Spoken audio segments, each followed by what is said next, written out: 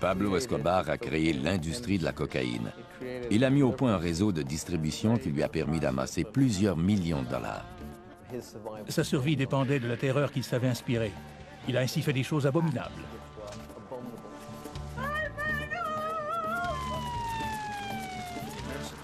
Il a déclaré la guerre à la Colombie, en quelque sorte. Et la Colombie lui a déclaré la guerre. Il était vindicatif et n'oubliait jamais un affront. Lorsque quelqu'un s'opposait à lui, il lui rendait l'appareil et se montrait impitoyable. C'est le criminel le plus brutal et le plus insensible que le monde ait jamais connu.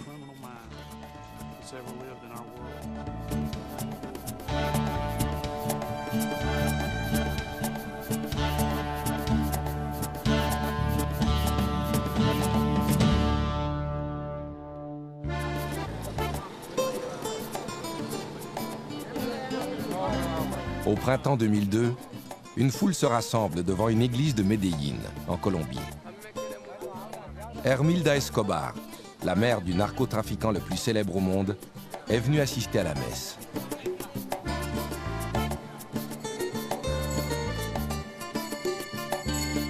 Es una costumbre desde él murió. El 2 de cada mes se le manda a celebrar su misa aquí con la asistencia de todas las maestras jubiladas. Hermilda Escobar croit ainsi rendre un hommage mérité à son fils Pablo, qui est toujours considéré comme un héros à Medellín.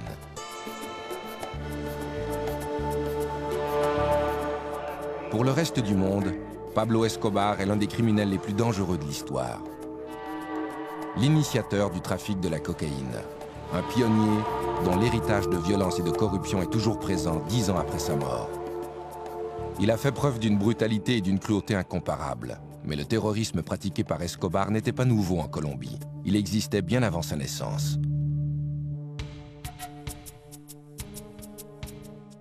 Vers la fin des années 1940, la Colombie est déchirée par une guerre civile opposant le Parti conservateur au pouvoir et les libéraux. Cette violence donne naissance à un groupe de hors-la-loi connu sous le nom de banditos. Ces gens n'ont de loyauté qu'envers eux-mêmes. Ils viennent des régions rurales et pauvres, et ils terrorisent les citoyens des classes aisées. Le peuple les considère comme des héros. La population de la Colombie, peut-être parce qu'elle était opprimée par le gouvernement ou harcelée par les révolutionnaires et les groupes paramilitaires, éprouvait de la sympathie pour les banditos.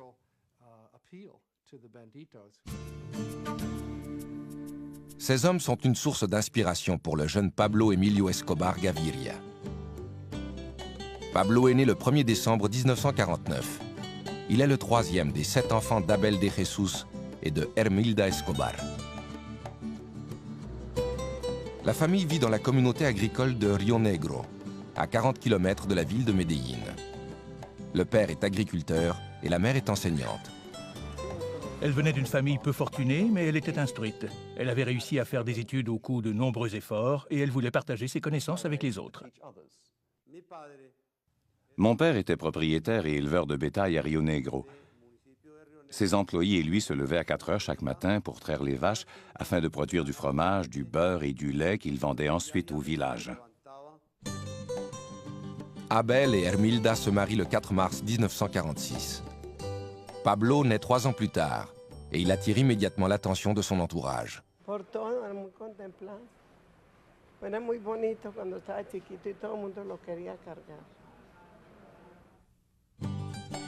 Lorsque Pablo entre à l'école, sa mère est devenue la principale source de revenus de la famille. Et c'est elle qui dirige la maisonnée. Elle enseigne à ses enfants la valeur de l'éducation et la charité. Elle était une bonne mère, une mère traditionnelle. Pablo, ainsi que ses frères et sœurs, étaient beaucoup plus attachés à elle qu'à leur père Abel. Nos parents nous ont tous deux donné de précieux enseignements. Ils nous ont appris à travailler très fort et surtout, ils nous ont appris à tenir parole. Escobar se plaisait souvent à dire qu'il avait vécu son enfance dans la pauvreté, mais c'était faux. Il appartenait à la classe moyenne et sa famille survivait sans difficulté. Les Escobar se déplacent d'un village à l'autre, là où la mère de Pablo peut trouver du travail comme enseignante. Quel que soit l'endroit où vit la famille, elle n'est jamais à l'abri de la violence qui sévit dans le pays. Nous avons beaucoup souffert, car ma mère enseignait dans une école subventionnée par le Parti conservateur. Un jour, des rebelles du Parti libéral sont venus. Ils ont incendié l'école et ils ont tenté de nous tuer, ma mère et nous. Mais l'armée est venue et nous a sauvés. Pablo a grandi à une époque où la violence était omniprésente en Colombie. Sa mère suppliait le ciel de l'épargner et promettait de construire une chapelle à la Sainte Vierge s'il avait la vie sauve.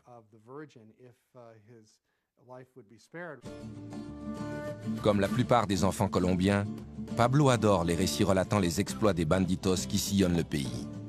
Il admire leur indépendance et le fait qu'ils veillent sur les plus démunis. Il tente de suivre leur exemple. À l'école, certains de ses amis étaient plus pauvres que nous.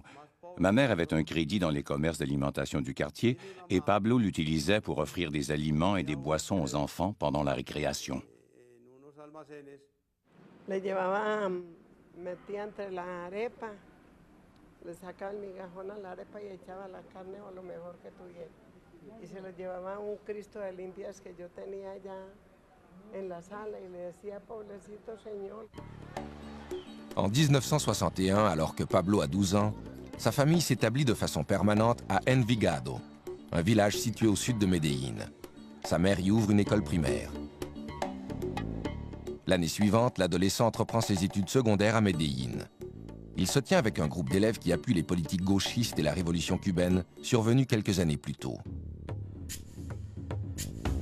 Pablo admire particulièrement la façon dont Fidel Castro a défié l'autorité et réussi à devenir le leader d'une nation. L'adolescent ne tarde pas à contester l'autorité de ses professeurs. Il est suspendu pour avoir volé les réponses d'un examen et les avoir partagées avec des camarades. Il commence à fumer de la marijuana et à sécher ses cours. En 1966, le rebelle de 16 ans a abandonné ses études. Pendant un certain temps, il se contente de dormir toute la journée et de fumer de la marijuana jusqu'à l'aube. Il rêve de devenir millionnaire, mais n'éprouve aucun intérêt pour les emplois traditionnels. Il s'est retrouvé devant un dilemme. S'il voulait réussir, il devait changer de vie, entreprendre des études collégiales ou alors se joindre à un groupe de criminels. L'adolescent passe de plus en plus de temps dans les rues malfamées de Medellín. Cette ville est un repère de criminels et Pablo ne tarde pas à découvrir de nouvelles façons de gagner de l'argent rapidement. On a raconté que Pablo Escobar avait commencé par voler dans les cimetières des pierres tombales, dont il effaçait les inscriptions pour ensuite les revendre. Pablo se découvre un talent de leader. Il forme bientôt sa propre bande et perfectionne ses techniques criminelles. Il a réalisé que s'il volait des voitures, il pourrait en vendre les pièces sur les marchés d'occasion. Puis, il a fait un pas de plus et a pratiqué l'extorsion. Payez-moi et je ne volerai pas votre voiture. Pablo récompense ses complices en leur offrant les voitures qu'il a volées. À 21 ans, il compte déjà plusieurs supporters et leur nombre s'accroît sans cesse. En 1971, un riche propriétaire terrien nommé Diego Echavarria est victime d'un enlèvement. Son corps sera retrouvé plus tard, il a été torturé et étranglé. Echavarria n'était pas un personnage populaire à Medellín. C'était un riche industriel et beaucoup de pauvres gens le détestaient. L'affaire ne sera jamais éclaircie, mais Escobar s'empresse de revendiquer le meurtre. Cet incident a démontré qu'il ne craignait pas de s'opposer aux échelons supérieurs de la société de Medellín.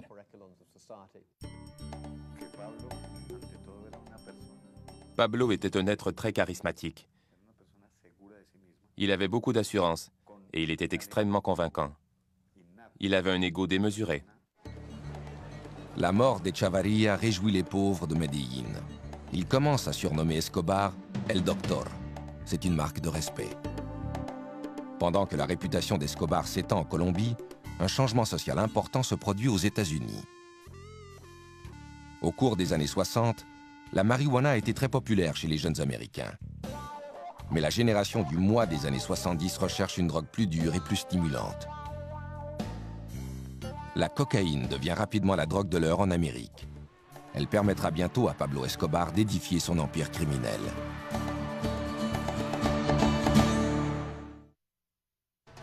En 1972, à 22 ans, Pablo Escobar est déjà devenu un des criminels les plus redoutés de Medellín en Colombie. Il a volé des voitures, il a fait de la contrebande et il a même revendiqué le meurtre d'un riche propriétaire terrien. Il est maintenant prêt à étendre ses activités au-delà de Medellín. La cocaïne, extraite des feuilles du coca, que l'on trouve en abondance en Colombie, devient rapidement une drogue très populaire aux États-Unis. Escobar voit dans ce phénomène une occasion de s'enrichir. La marijuana et ensuite la cocaïne offraient aux jeunes l'occasion de s'enrichir rapidement. Ils étaient tous obsédés par l'idée de gagner beaucoup d'argent en peu de temps. Pourquoi passer 20 ou 30 ans de sa vie à gagner à peine de quoi vivre quand on peut obtenir $1 million du jour au lendemain? Ce genre de commerce est récent et relativement peu organisé lorsqu'Escobar commence à agir comme intermédiaire. Il achète de la cocaïne aux producteurs et la remet aux trafiquants qui l'expédient aux États-Unis. Escobar n'éprouve aucun scrupule à tuer et à torturer les gens, ce qui lui donne une longueur d'avance sur les autres trafiquants. Lorsqu'il entend parler d'une affaire lucrative, il s'en empare aussitôt. Il laissait toujours savoir à son entourage qu'il n'hésiterait pas une seconde à détruire quiconque lui mettrait des bâtons dans les roues ou menacerait la réussite de ses activités. S'il n'obtenait pas ce qu'il voulait, il faisait tuer les gens, et ça ne troublait pas son sommeil. Pablo Escobar se retrouve bientôt à la tête de l'industrie de la cocaïne en Colombie. Maintenant qu'il s'est imposé dans le milieu de la drogue, il peut obtenir tout ce qu'il veut, en particulier l'argent et le sexe. Il a toujours aimé la compagnie des adolescentes. À 25 ans, il apprend qu'une de ses petites amies est enceinte. En mars 1976, Pablo épouse une jeune fille de 15 ans, Maria Victoria Henao Vallejo. Leur fils, Juan Pablo, naît le mois suivant. 3 ans et demi plus tard, le couple aura une fille, Manuela. Il a dit à ma mère qu'il était très heureux et fier d'être le premier de la famille à lui donner un petit-fils. Il pensait et se comportait comme un criminel. Mais il aimait beaucoup sa famille. Il se montrait respectueux envers sa mère. Il veillait sur ses frères et sa femme et ses enfants étaient tout pour lui. Ce n'était pas un bon père au sens traditionnel du terme. Il trompait ouvertement sa femme et il avait des maîtresses partout où il allait. Mais en même temps, il se voyait comme un chef de famille, un père aimant. Et il éprouvait une véritable affection pour sa femme et ses enfants. Le trafic de stupéfiants d'Escobar progresse si rapidement en Amérique du Sud qu'il commence bientôt à expédier lui-même la drogue aux États-Unis. Un de ses associés, Carlos Leder, met au point un système de contrebande innovateur. Il a eu l'idée d'organiser un réseau de transport pour la cocaïne. Il a établi un point de transbordement dans un îlot des Bahamas. Il y a fait aménager des pistes d'atterrissage, des postes de ravitaillement et un hôtel offrant toutes les commodités. Pablo s'assure qu'aucun narcotrafiquant n'expédie de cocaïne hors de la Colombie sans son autorisation. Il exige une commission de 35% sur chaque cargaison et garantit son arrivée à destination sans encombre. Grâce aux sommes d'argent de plus en plus importantes qui lui sont versées, il construit ses propres laboratoires de transformation de la cocaïne. À l'été 1976, Escobar et 3 autres narcotrafiquants forment ce qui deviendra le cartel de Medellín. Le cartel avait une infrastructure à une époque où personne n'en avait. Pour expédier la cocaïne, il fallait des avions et un réseau de distribution. Ils avaient une entreprise qui prenait sa source dans la jungle et s'étendait jusqu'au coin de rue des villes américaines. À 29 ans, Pablo Escobar est le chef incontesté du groupe. Il offre des pots de vin à des juges, à des politiciens et à des policiers pour permettre à son entreprise de prospérer. Il a recours à l'intimidation et à la violence chaque fois que c'est nécessaire. Le mot d'ordre qui régit ses activités est « plata o plomo », l'argent ou le plomb. Tu acceptes l'argent ou tu meurs. Et dans presque tous les cas, plata o plomo, les gens choisissaient l'argent. C'est le propre de la nature humaine. Escobar consacre toutes ses énergies à son empire. Contrairement à ceux qui travaillent pour lui, il consomme rarement la poudre blanche dont il fait le commerce. Il avait la réputation de consommer très peu de cocaïne. Il avait tendance à traiter avec mépris les gens qui avaient une dépendance à cette drogue. En 1979, le cartel de Medellín contrôle plus de 80% de l'industrie américaine de la cocaïne, évaluée à plusieurs milliards de dollars. Pablo Escobar est maintenant un homme très riche. Il se fait construire une propriété de 63 millions de dollars, appelée Hacienda Los Napoles, à 130 km à l'est de Medellín. Le petit avion qui a été utilisé pour expédier sa première cargaison de cocaïne est exhibé fièrement à l'entrée du domaine de 3000 hectares. L'immense propriété comprend 20 lacs artificiels, une piste d'atterrissage, un héliport, 6 piscines et un jardin zoologique peuplé d'animaux exotiques. Il ne savait pas quoi faire avec son argent, alors il a aménagé un immense jardin zoologique peuplé de centaines d'animaux, comme des éléphants, des rhinocéros et des girafes. Pablo a fait des efforts pour partager son opulence avec le peuple. Les gens venaient en autobus de Medellín pour visiter sa propriété. Conscient que sa réputation de criminel grandit, Escobar commence à se comparer à d'autres hors-la-loi légendaires. Il achète une berline criblée de balles des années 30 et affirme qu'elle a appartenu à Bonnie et Clyde. Il lui arrive même parfois de se costumer comme son héros, le révolutionnaire mexicain Pancho Villa. Pablo était fasciné par ce rebelle latino qui avait osé s'attaquer aux Nord-Américains.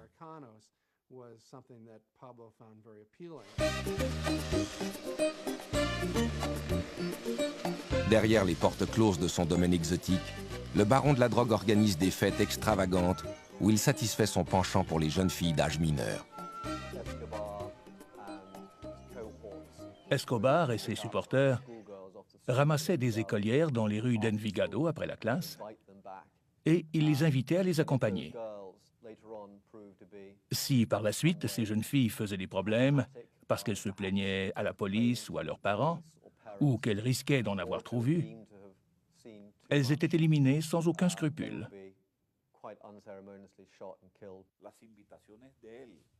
L'élite de la société colombienne attendait avec impatience ces invitations, car Pablo était considéré comme le meilleur hôte d'Amérique latine. Ces réceptions étaient de véritables orgies où les invités étaient assurés de trouver de très belles femmes et des alcools de choix.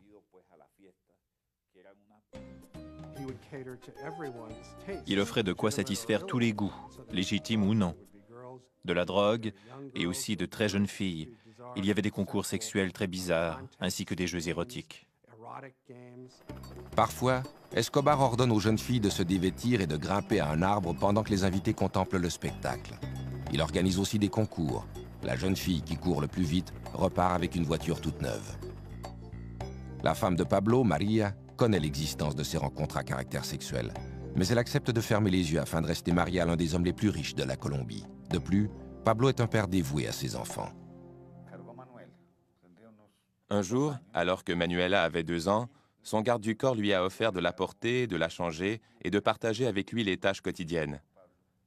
Pablo a refusé tout net. Il a dit que le jour où il ne pourrait plus s'occuper de son enfant, il ne serait plus Pablo Escobar. Escobar veut être considéré comme un grand homme. Il distribue plusieurs millions de dollars pour venir en aide aux pauvres. Il construit des routes, des terrains de soccer et même un complexe de logements sociaux, le Barrio Pablo Escobar. Pablo n'aimait pas voir souffrir les gens. Il croyait que tous les pauvres devaient vivre dans la dignité et avoir des écoles et des églises bien à eux. Il voulait leur offrir une vie convenable. En réalité, Escobar rêvait d'être un Robin des Bois. Il voulait que la population l'appuie. Il voulait devenir le héros de la classe ouvrière et des paysans. Désireux d'améliorer son image, Escobar se présente au Congrès colombien en 1982. Il était tout puissant dans le milieu criminel. Il a commencé à chercher des moyens de légitimer son industrie tout en augmentant son pouvoir personnel. Le criminel de 32 ans est élu substitut au Congrès, ce qui lui permet de remplacer un membre durant son absence. Escobar considère cette nomination comme une preuve de l'affection que lui porte son peuple. Il ne pensait pas être tellement différent des autres politiciens, dont plusieurs acceptaient déjà son argent. Il ne croyait pas être pire que certains d'entre eux.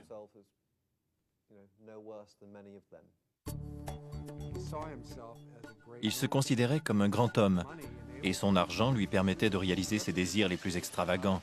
Après avoir rêvé d'un parc d'animaux exotiques et de très jeunes filles, il a rêvé de devenir président de la Colombie. Escobar ne tarde pas à découvrir que sa popularité ne s'étend pas jusqu'à la capitale du pays, Bogota. Le candidat présidentiel Luis Galán dénonce les liens qu'Escobar entretient avec le trafic de la cocaïne. Et le ministre de la Justice, Rodrigo Lara Bonilla, entreprend de mettre un terme aux contributions électorales liées au commerce de la drogue. En janvier 1984, Escobar est expulsé du Congrès. Sa carrière politique est terminée, mais il n'a pas l'intention de s'éclipser discrètement. 3 mois plus tard, il fait assassiner Bonilla. Ce meurtre a été commis selon la tradition du cartel. 2 hommes, dont l'un était armé d'une mitraillette, sont arrivés à motocyclette. La moto s'est approchée de la limousine de Rodrigo Lara Bonilla, qui était immobilisé à un feu de circulation. Le type assis à l'arrière a sorti son arme, il a fracassé la glace de la voiture et lui a fait exploser le crâne. Les gens ont réalisé que cet homme venait de tuer un membre du cabinet. L'assassinat de Bonilla a été une étape importante dans l'escalade du terrorisme exercé par Escobar pour obliger la Colombie à se soumettre. Pendant que la Colombie combat le terrorisme financé par les narcotrafiquants, les États-Unis entreprennent leur propre guerre contre les stupéfiants.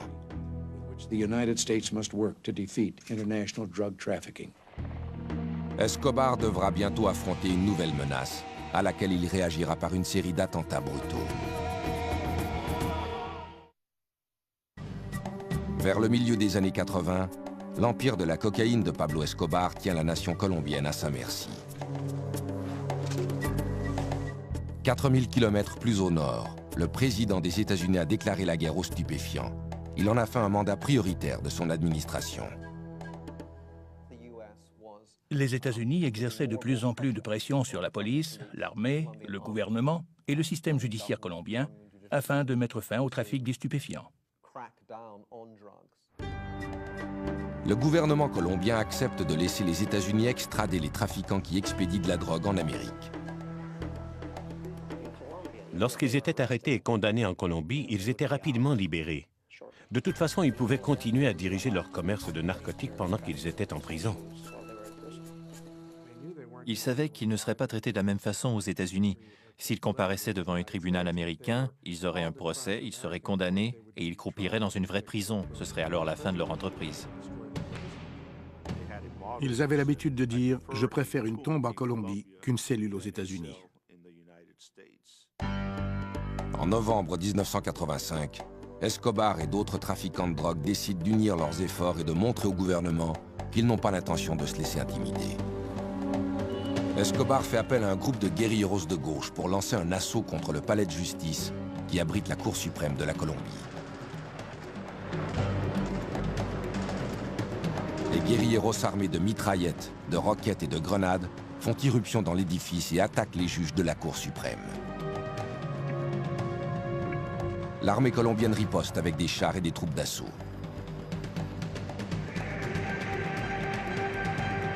Au cours du siège, qui dure toute une journée, 97 personnes sont tuées, dont 11 des 24 juges de la Cour suprême.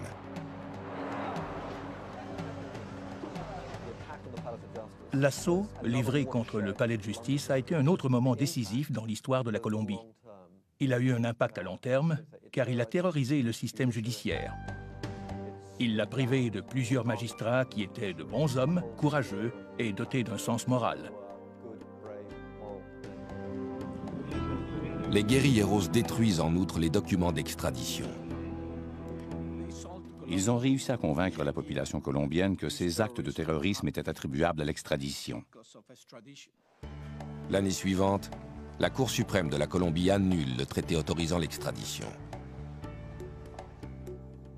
Mais quelques jours plus tard, le traité est rétabli par le nouveau président de la Colombie, Virgilio Barco. Pablo Escobar craint à nouveau d'être déporté aux États-Unis. Il se fait construire des refuges un peu partout en Colombie. Il parvient à devancer les représentants de la loi grâce aux informations que lui fournissent les hauts fonctionnaires qu'il soudoie et les paysans qui lui restent fidèles.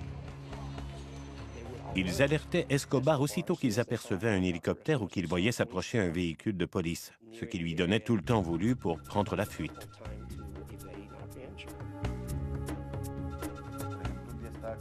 Je me souviens qu'à un moment donné, il y avait 2 hélicoptères qui survolaient l'édifice pour tenter de le repérer. N'importe qui d'autre aurait fui en toute hâte, mais Pablo a pris le temps de se peigner et de se raser.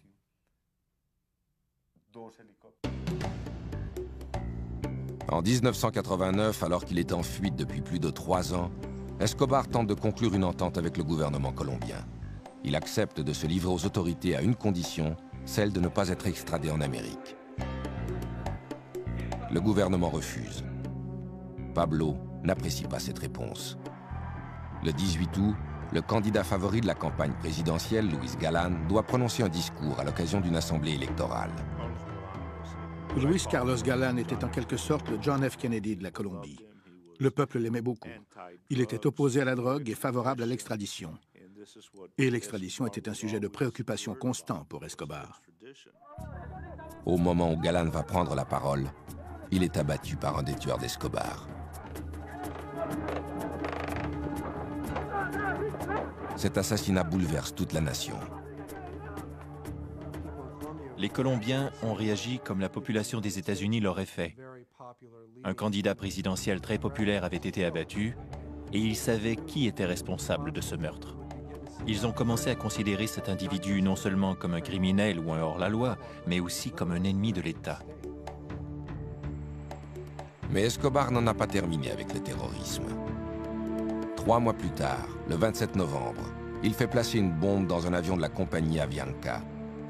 Le successeur de Luis Galán, le candidat présidentiel César Gaviria, doit voyager à bord de cet appareil. 3 minutes après le décollage de Bogota, l'avion explose, tuant les 107 personnes qui se trouvent à bord.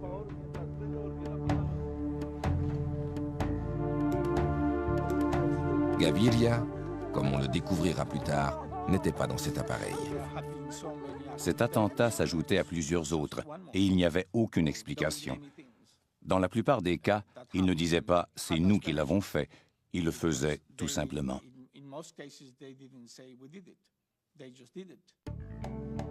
Pablo Escobar était peut-être un monstre de plusieurs façons, mais il n'était pas stupide et il n'était pas fou. Il ne faisait jamais rien sans raison.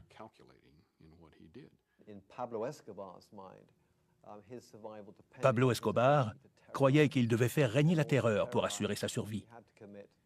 Cela l'amenait à faire des choses effroyables. Il en est venu à ne plus accorder aucune importance à la valeur d'une vie humaine. À la fin de la décennie, Pablo Escobar a créé un climat de violence qui déchire la Colombie. Seulement à Medellín, plus de 200 meurtres sont commis chaque fin de semaine. Pendant ce temps, l'empire des narcotiques d'Escobar continue de prospérer. En 1990, le magazine Forbes rapporte que le narcoterroriste de 40 ans est l'un des hommes les plus riches au monde. Sa fortune est évaluée à 3 milliards de dollars. Mais son nom fait aussi partie d'une autre liste, celle des narcotrafiquants les plus recherchés par les États-Unis. Pablo Escobar devra bientôt affronter une unité militaire d'élite créée dans le seul but de le traquer.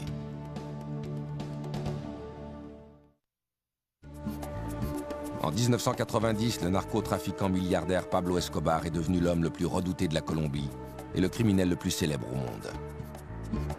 Pour tenter de mettre un terme à ses activités, le gouvernement colombien forme une équipe d'intervention spéciale connue sous le nom de Bloc de recherche. Cette équipe se voit confier la mission de capturer Escobar. Elle était organisée par le gouvernement colombien et regroupait les meilleurs policiers des groupes d'élite, des représentants de l'armée et des services secrets, ainsi que des enquêteurs du ministère public. Le bloc de recherche bénéficie également d'un appui de taille, une équipe d'experts en surveillance venue des États-Unis. Ils survolaient la région dans des petits appareils qui ressemblaient à des avions privés Beechcraft, mais qui étaient en réalité des avions espions de 50 millions de dollars. Des antennes et des dispositifs d'écoute leur permettaient de détecter toutes les communications électroniques échangées dans la région.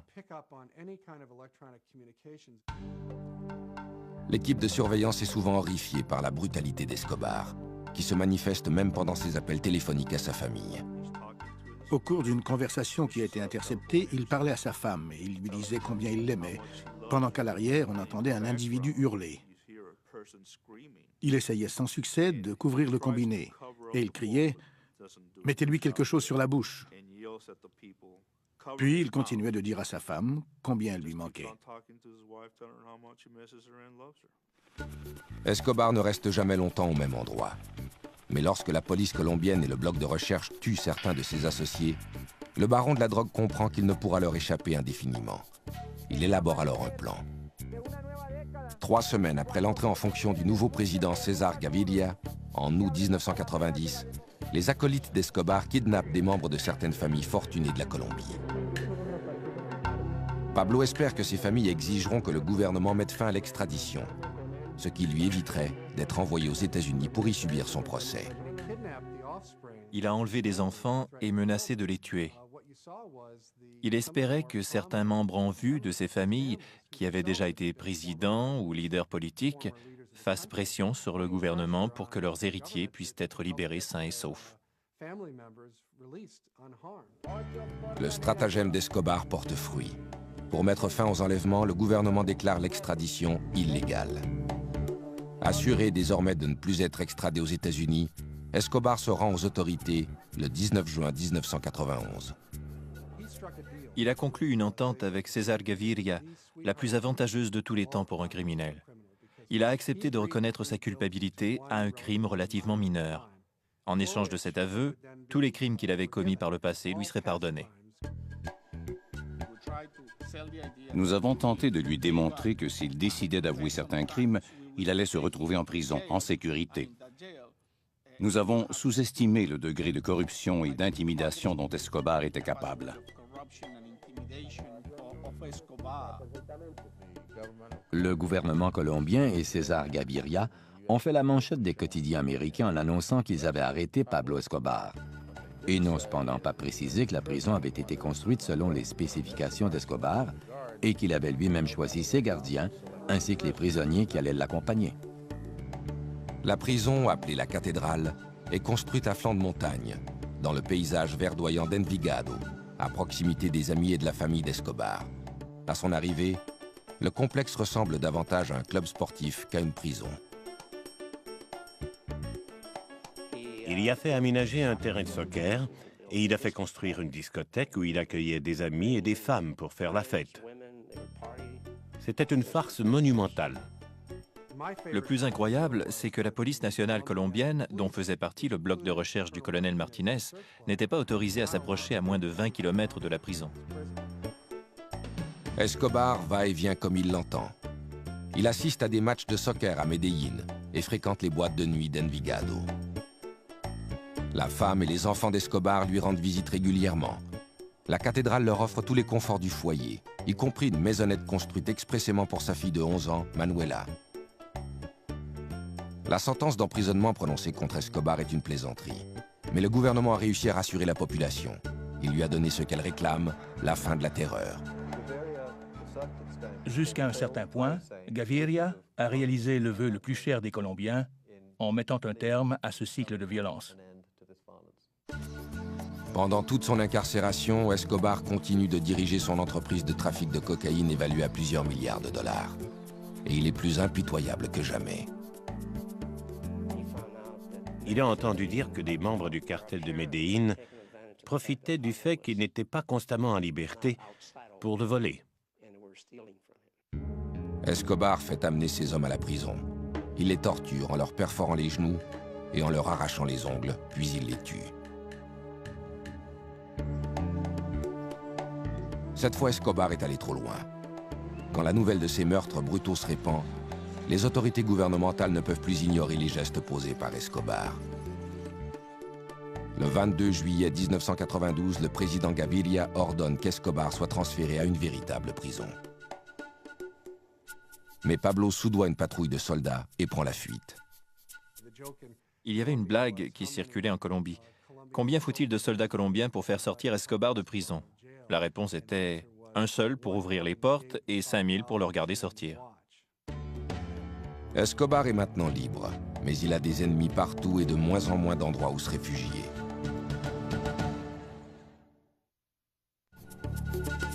En juillet 1992, Pablo Escobar, âgé de 42 ans, est en cavale après s'être évadé de la prison La Cathédrale. Les gouvernements américains et colombiens sont décidés à traduire en justice le caïd de la drogue. Après son évasion, tout a commencé à s'écrouler. À la cathédrale, il avait effectivement bénéficié de la protection du gouvernement. Et soudain, la meute était de nouveau à ses trousses. Ses amis ont commencé à le laisser tomber. Il se croyait probablement plus puissant qu'il ne l'était en réalité. Il était encore très riche, mais il n'inspirait plus autant de crainte. Escobar tente fébrilement de négocier une nouvelle entente avec le gouvernement. César Gaviria, en collaboration avec le gouvernement des États-Unis, je crois, avait décidé de refuser désormais toute négociation avec Pablo Escobar. Il voulait le traquer et le tuer. Par le passé, Escobar a eu recours au terrorisme pour convaincre le gouvernement de satisfaire à ses exigences. Il décide d'utiliser à nouveau cette tactique. Le 30 janvier 1993, il dépose une bombe dans un véhicule garé près d'une librairie, dans une rue très fréquentée de Bogota. La bombe explose alors que le commerce est rempli d'enfants et de parents venus acheter du matériel scolaire. L'explosion fait 21 morts et plus de 70 blessés. Aucune des victimes n'était liée au commerce des stupéfiants. C'était une bombe sensible précise qu'il avait décidé de faire exploser pour livrer un message au gouvernement de la Colombie. Le gouvernement n'est pas le seul problème d'Escobar. Depuis son évasion de la prison, les citoyens colombiens ont décidé que si la police ne parvenait pas à l'arrêter, ils allaient le faire eux-mêmes. Ils forment un groupe de justiciers appelé Los Pepes, un acronyme pour « Le peuple persécuté par Pablo Escobar ». Los Pepes était reconnu comme une organisation regroupant des citoyens colombiens, des membres de familles dont les fils, les frères ou les maris avaient été tués par Escobar. Le groupe comptait aussi des mécontents du cartel d'Escobar et des membres de cartels rivaux. Los Pepes ne tarde pas à exercer des représailles. Dès le lendemain de l'attentat de la librairie, des bombes explosent devant une des résidences d'Escobar et une hacienda appartenant à sa mère est rasée par un incendie. Plutôt que de traquer Escobar lui-même, ils ont commencé à pourchasser tous ceux qui étaient associés à Escobar, professionnellement ou personnellement, et ils les ont tués.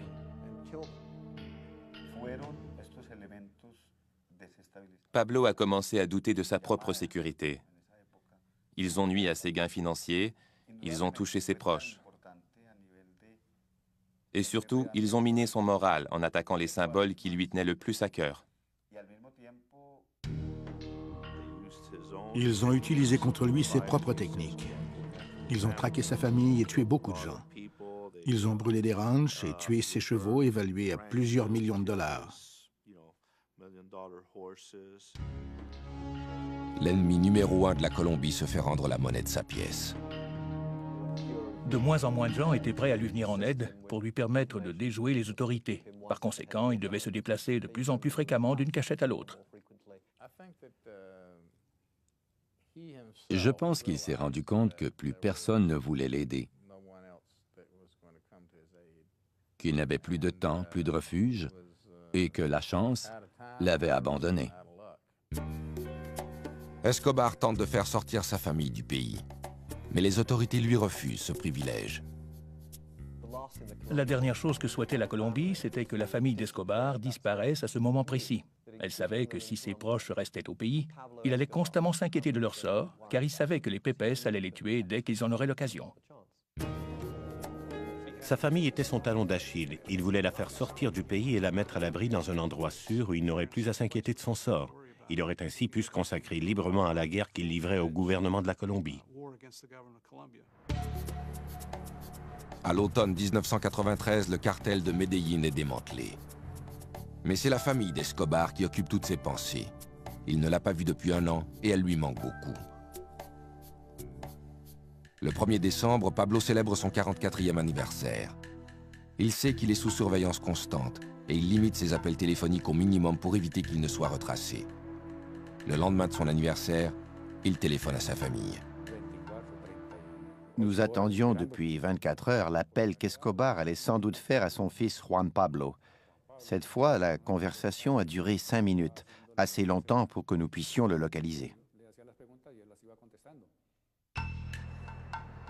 Le bloc de recherche découvre que l'appel provient d'une maison de Los Olivos, un quartier de la classe moyenne de Medellín. J'ai vu Pablo Escobar qui parlait au téléphone. À ce moment précis, nous avons échangé un regard et il a raccroché. Le lieutenant Martinez demande des renforts et les membres du bloc de recherche cernent la maison. Escobar est pris au piège.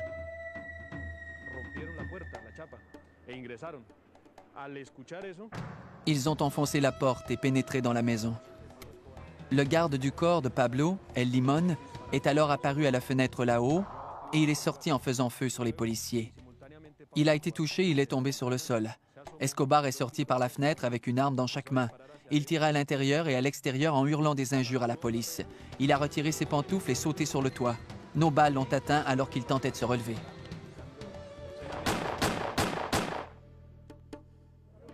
Escobar est atteint de 3 balles, dont une à la tête. Il meurt sur le coup. Finalement, il est mort comme n'importe quel malfaiteur. Cet homme, reconnu comme le pire criminel au monde, le narcotrafiquant le plus redouté de la planète, est mort comme le commun des mortels. Le 3 décembre 1993, des milliers de Colombiens envahissent les rues de Medellín pour les funérailles de Pablo Escobar. Certains sont venus pour célébrer sa disparition. D'autres pleurent la mort du Robin des Bois de Medellín. Le dernier et le plus impitoyable des banditos n'est plus.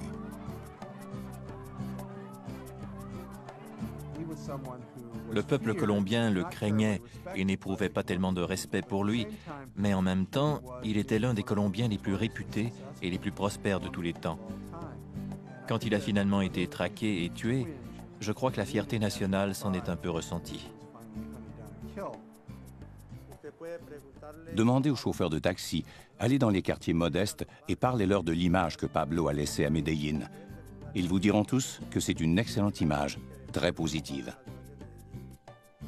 Je n'ai jamais connu de criminel aussi endurci depuis. C'est probablement l'homme le plus brutal et le plus impitoyable qui ait jamais existé.